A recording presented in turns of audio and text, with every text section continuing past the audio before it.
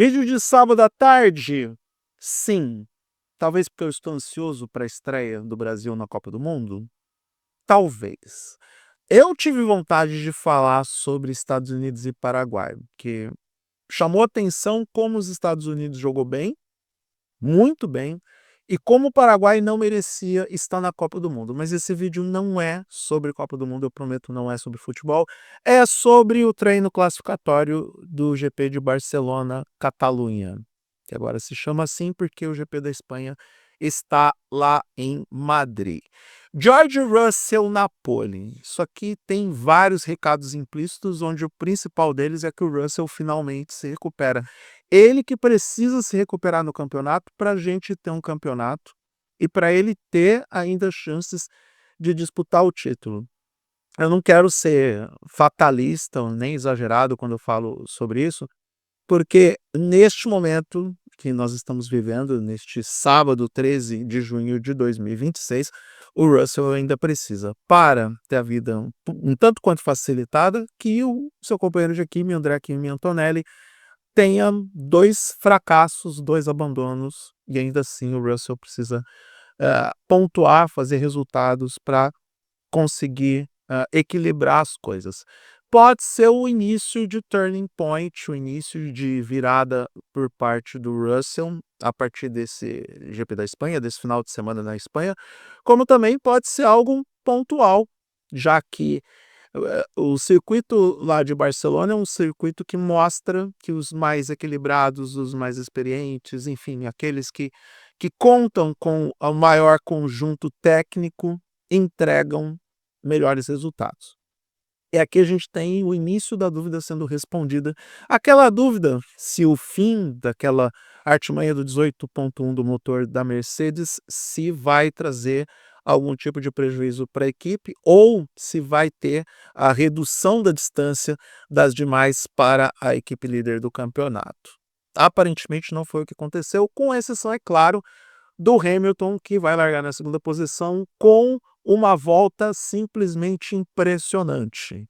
O Hamilton fez o melhor setor 2, isso foi explicado na transmissão do Sport TV, que a Ferrari meio que fez uma troca, decidiu optar por perder em alguns trechos para ganhar em outros, e o Hamilton, olha só, mostrando que ainda tem de onde extrair resultado nos treinos. E o Leclerc vai ter que se explicar sobre a batida dele no Q3, não tem mais a questão do freio, a gente viu que ele perdeu a traseira antes da colisão, e eu não sei, eu continuo achando que o Leclerc é um daqueles pilotos que nesse momento tem várias questões alugando um apartamento na cabeça dele, e ele também sabe que precisa melhorar, e o próprio clima da Ferrari não é dos melhores depois daquela história da suposta traição da equipe de Maranello em relação à sua fornecedora de freios, em relação à Brembo. Muitos de nós conhecemos a Brembo na vida, no mundo, a partir de agora, a partir dessa ideia de colocar freios de outra marca também para o Leclerc utilizar, e era algo que ele estava demandando. E o Antonelli, pela primeira vez em muito tempo, está largando da segunda fila. Ele que agora é o líder do campeonato, vai ter o Lando Norris ao seu lado. Lando Norris que também melhorou, também se recuperou. A McLaren, e entenda isso de forma relativa, tá? A McLaren apresentou sinais de melhora em Barcelona, o que também pode indicar que esse carro da McLaren é bom, é equilibrado, mas padece de um pouco de sorte que está faltando para o piloto britânico. O Antonelli, ele ficou muito irritado ao longo do final de semana por conta de questões de pista, por conta de até mesmo da própria queda de performance. Pode ser a pressão que ele está passando que está um pouco mais pesada. Pode ser porque um clima está azedando na Mercedes depois de tudo que aconteceu lá em Mônaco, mas não é tão ruim para ele. Não é tão ruim, porque afinal de contas, ele precisa agora marcar o George Russell. Não é algo que ele tem que construir resultados, ele tem que agora começar a administrar o déficit. Apesar de eu achar que está muito cedo para ele começar a administrar qualquer coisa. Se ele tiver chance de vencer corrida, ele que vença, porque precisa construir resultado em cima do coleguinha. Max Verstappen, ele tá bem no meio do caminho, tanto ele quanto o Isaac Hadjar, né, a gente viu ao longo do final de semana que a Mercedes, que a Red Bull até que vinha forte, mas o Verstappen ficou na quinta posição e a impressão que fica, vendo o desempenho dele e do Hadjar, é que esse é o limite da Red Bull mesmo. Ainda mais um circuito como o Barcelona, que todas as equipes conhecem, usam para testes de pré-temporada, é a pista que fica bem no meio do caminho para todo mundo, é a pista que as equipes tendem a trazer o maior volume de atualizações, pelo menos no primeiro semestre. Então, não vejo mais a Red Bull indo além disso, acho que o teto de performance é esse, tudo em função do carro. Lembrando que a Red Bull, de acordo com as análises da FIA, por causa do lance do ADU, tem o motor mais potente e a Red Bull, sabendo que poderia ter problemas com isso, como o principal deles, que é não ter atualizações e não poder fazer as melhorias no motor, já foi protestar, já foi reclamar na justiça, porque não é bem assim, vocês erraram os cálculos, nós não temos o motor mais potente. Não sei, é difícil dizer qualquer coisa neste momento. Olhando de longe, eu diria que não é só motor ali não, tá? O carro ali também é bem complicado. Piastri na sétima posição, não sei se dá para adicionar alguma coisa na vida do Piastri, porque ele é outro que padece dos problemas da McLaren. E até teve, eu digo, menos falta de sorte do que o Lando Norris, porque já entregou resultados mais substanciais, apesar de não ser nem perto aquilo que a McLaren estava conquistando no ano passado, mas é mais substancial do que o Norris está entregando até agora. De novo, o Norris tem uma certa falta de sorte nessa brincadeira. Liam Lawson com uma boa oitava posição para Racing Bulls e o Nico Hülkenberg completando o top 10, porque o Leclerc praticamente não treinou, ele não tem tempo registrado no Q3, mas duas observações, né?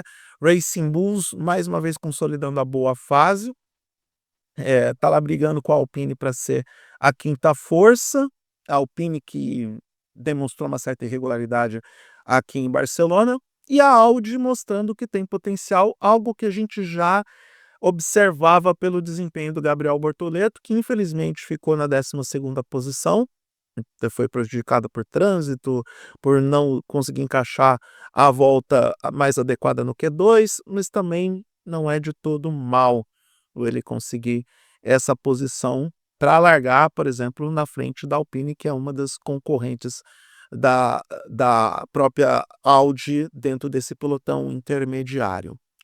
Do mais, foi um treino que valeu pelo Q3, o final do Q3 foi muito bom, principalmente com a volta do Hamilton, entrega algumas dessas respostas preliminares.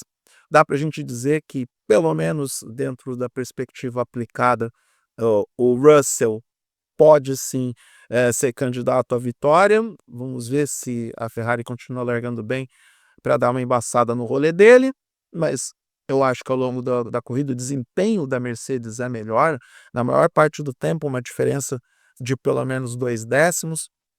O Antonelli ficou a 3 décimos do Russell, e aí que entra o lance da experiência e da intimidade do contato com a pista de Barcelona que o piloto britânico tem em relação ao italiano, e tem tudo para ser uma prova bem interessante, pelo menos mais interessante do que Mônaco. Teve gente que estava elogiando o GP de Mônaco, eu não concordo muito com isso. Foi mais dinâmico por conta dos eventos e incidentes fora de pista do que necessariamente pela ação em pista. Eu acredito que Barcelona vai ser melhor de alguma forma.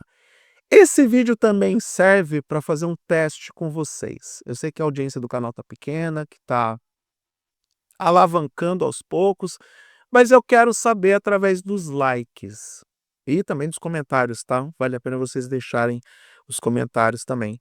Vocês querem que eu comente Brasil e Marrocos? Querem que eu fale alguma coisa sobre Copa do Mundo, sobre futebol, ou vocês querem que eu mantenha o GP Race apenas com automobilismo, principalmente focado em Fórmula 1? Dependendo do volume de likes, eu volto aqui para comentar Brasil e Marrocos independentemente do resultado que esse jogo vai ter. Mas eu confesso que eu tô preocupado. Eu por um lado eu tô preocupado, por outro eu tô até esperançoso, porque já pensou se o Brasil estreia com uma derrota contra Marrocos? Não é algo tão absurdo assim, tá. A gente tá falando talvez da melhor seleção africana neste momento, a melhor seleção do continente e quarta colocada no último mundial. Como diz o Galvão Bueno, né, os bobos no futebol não existem mais. Eu tô com a galera do Choque de Cultura, tá. O Brasil nesse momento precisa que os bobos voltem para o futebol, só pra gente garantir resultado. Enfim, é isso, eu sou Eduardo Moreira, eu volto a qualquer momento aqui no GP Talk. Um grande abraço para todo mundo e até a próxima.